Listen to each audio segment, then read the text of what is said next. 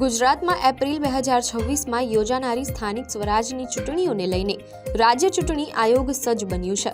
ચૂંટણી મુક્ત, ન્યાયી અને પારદર્શી વાતાવરણમાં યોજાય તે હેતુથી સમગ્ર રાજ્યમાં આદર્શ આચાર સંહિતા અમલી બનાવી દેવામાં આવી છે। આ નિયમોનું પાલન તમામ રાજકીય પક્ષો, ઉમેદવારો અને વહીવટી તંત્ર માટે હવે અનિવાર્ય રહેશે।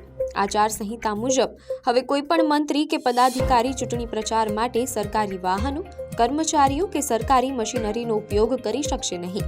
પ્રચાર માટે મંદિર, મસ્જિદ કે ચર્ચ જેવા ધાર્મિક સ્થળોનો ઉપયોગ કરવો એ આચાર સંહિતાનો સીધો ભંગ ગણાશે।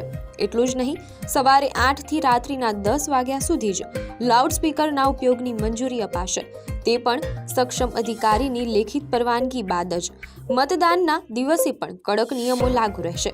મતદાન મથકની 200 મીટરની ત્રિજ્યામાં કોઈ પણ રાજકીય મંડપ બાંધી શકશે નહીં। મતદારોને અપાતી ઓળખ સ્લીપ પર ઉમેદવારનું નામ કે પક્ષનું ચિહ્ન હોવું જોઈએ નહીં। શાંતિ જાળવવા માટે હથિયાર લાયસન્સ ધરાવતા લોકોએ પોતાના હથિયારો પોલીસ મથકે જમા કરાવવાના રહેશે।